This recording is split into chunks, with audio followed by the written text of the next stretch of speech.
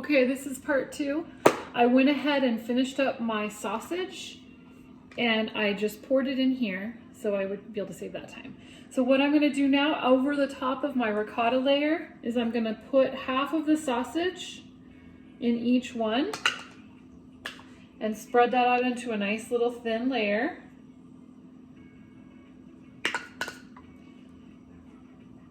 And like I said, I'm doing a little bit more in this 9x13 pan just to make it not, just a little bit more weight in that one. Okay. Then what we do with that is we put 1 cup of mozzarella over that layer. So this is a little bit frozen, which is just fine. I'm going to probably do a little more than a cup in this bigger pan. Just a little layer of mozzarella over the top of the meat. I think that might be 1.5 cups, but I'm gonna stick to what the recipe says and you guys can kind of figure that out. I'll show you what it looks like. Okay. Then the next step, we're gonna put a 1/4 cup of Parmesan, grated Parmesan. You can use fancy like shredded Parmesan if you like, but a 1/4 cup. Ooh, that's a big amount. I'll use that one over this big one. 1/4 cup of Parmesan over that layer. 1/4 cup. It's kind of fun to show you the big ginormous clumps. Okay, and then after that layer, you're gonna want to put, I'm gonna add a little bit more so I can actually see the Parmesan in every thin layer. There we go. Okay. All right. Next, I'm gonna add a sprinkle of Italian seasoning over that layer. Just a tiny pinch of Italian seasoning. Maybe a teaspoon on each. That's what I did. Okay. And then what we're gonna do after that is we're gonna put the uncooked noodles for the second layer. So remember, uncooked, 3 on each pan. And this time you're gonna have a little more room because you're building up. But try to line them up again. And this pan is the one that can use the broken noodles because it's bigger than what I said. And this broken noodle fits perfectly right there. So now we've got our last layer of noodles.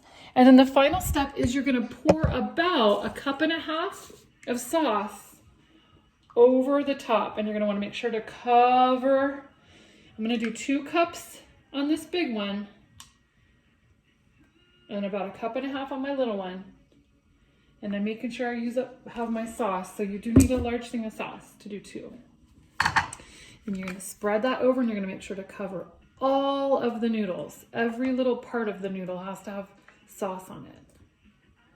So if you put too much sauce, it gets runny. So I wouldn't recommend any more than 2 cups in this 9x13 for your top layer because it will be too runny. But this is plenty of sauce to cover all of those 3 3/4 noodles that you have on that big pan. Plenty of sauce. I'll show you what it looks like in just a second. So I've got every part of the top layer of those noodles covered. You can't see the noodles. Okay.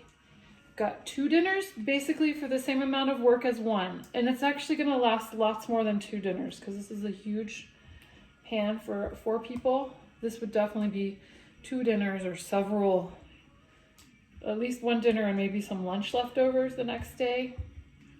For sure, depending on the size of your family. That 9x13 one will probably be 2 dinners for us. Okay, so let me show you how great I covered those noodles. You can't really see them, they're fully covered. The last step you're gonna wanna do is seal this tightly with foil because basically you're steam baking this. So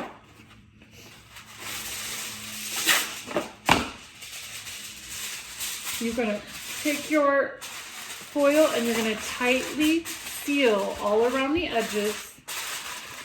Make sure you pick a piece of foil much larger than the perimeter of your pan. Okay? Now, you're saying, why do we have all this extra cheese? Well, I'll tell you. Give me 1 second to focus on this job. Okay, I'm tightly sealing this because what's going to happen is this is going to steam bake for 1 hour with the foil on, 1 hour at 375. So you can put it right into the fridge and cook it when you're ready. You can stick this right into the freezer, freeze it raw.